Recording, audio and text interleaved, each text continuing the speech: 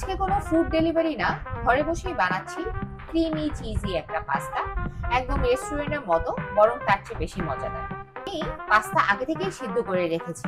তো চলেন দেখি আমার এখানে আরো কি কি লাগছে। আমার এখানে লাগছে সিদ্ধ পাস্তা, একটু রসুন, এরপরে লাগছে আপনার সবজি, এরপরে লাগছে হচ্ছে গিয়ে কাঁচামরিচ, পেঁয়াজ, ক্যাপসিকাম, এরপরে ময়দা, দুধ, মাখন, ক্রিম আর চিকেন।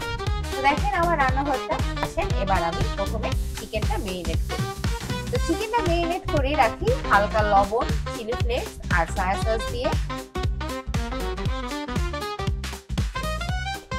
আর তার সাথে বানাই একটা sauce, soya sauce, black pepper, pasta mix, oyster sauce আর একটুখানি মধু দিয়ে।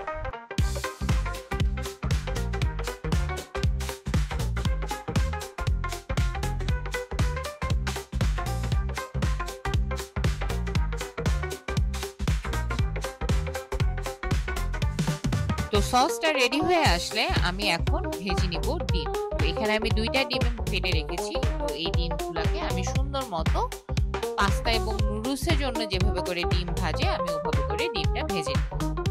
তো এবার শুরু করি রান্না। তো প্রথমে আমি প্যানের মধ্যে একটুখানি তেল দিয়ে প্যানটাকে গরম করে নিব এবং গরম হয়ে আসলে এর মধ্যে অ্যাড করব রসুন। রসুনটা একটু হালকা লাল লাল করে ভেজে এর মধ্যে যে চিকেনটা মেরিনেট করে রেখেছিলাম সেই চিকেনটাও দিয়ে দেব এবং একসাথে এটাকে হালকা করে ভেজে নিব। ভাজা হয়ে গেলে এর মধ্যে আমি অ্যাড করব 1 চামচের মতো মাখন। মাখনটা অ্যাড করি আমি এর মধ্যে দিয়ে দেব কুচি করে রাখা বাঁধাকপি এবং পেঁয়াজ পাতা।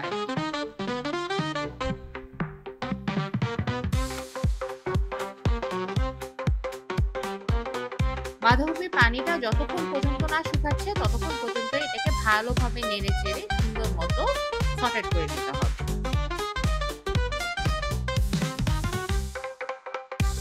তো সুন্দর মতো এটা যখন সটেট হয়ে আসবে এর মধ্যে আমি অ্যাড করব আমার কুচি করে রাখা অন্যান্য সবজিগুলো, যেমন কাঁচামরিচ, পেঁয়াজ এবং ক্যাপসিকাম।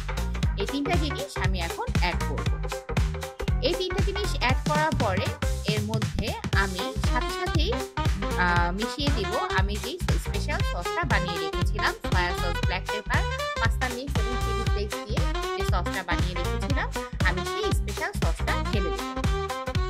বিশ্বাস করেন মুহূর্তের মধ্যে পুরো রান্নার গন্ধটাই বদলায় যাবে আপনি যখনই এই সসটা ইউজ করবেন। এবং আমি এখন বানাবো পাস্তার ক্রিম বেস। তো চলেন দেখে আসি কিভাবে আমরা পাস্তার ক্রিম বেসটা বানাচ্ছি। তো আমি যেই প্যানের মধ্যে সবজিটা ভেজেছিলাম সেই প্যানটাকে আমি সুন্দর মতো পরিষ্কার করে আনলাম এবং এর মধ্যে দিলাম 100 গ্রামের মতো মাখন। তাই একটু গলানো শুরু হলে এর মধ্যে আমি দিয়ে দিব আধা কাপের মতো ময়দা এবং ভালোভাবে নেড়ে নিব। তারপর ধীরে ধীরে 1 মগ দুধ ঢেলে দিব। একবারে দুধগুলা ঢালবো না, দুধগুলা আস্তে আস্তে ঢালতে হবে যাতে আমার কোনো লাম্পস না থাকে। এ পর্যায়ে আমি এর মধ্যে অ্যাড করব ব্ল্যাক পেপার, চিলি ফ্লেক্স আর অরিগ্যানো এবং 1 চামচ থেকে 2 চামচের মতো ঘন ডানো ক্রিমটা ইউজ করছি। এই ক্রিমি টেক্সচারটা এক কথায় পারফেক্ট। তো এখন পালা সবকিছু একসাথে করার। তো আমি যে পাস্তাটা সিদ্ধ করে রেখেছিলাম, সিদ্ধ পাস্তা, রান্না করা চিকেন আর সবজি এবং আর ক্রিমি সস, এই সবগুলো একসাথে ভালোভাবে মিশিয়ে নিতে হবে এবং গরম গরম প্লেটে সার্ভ করলাম।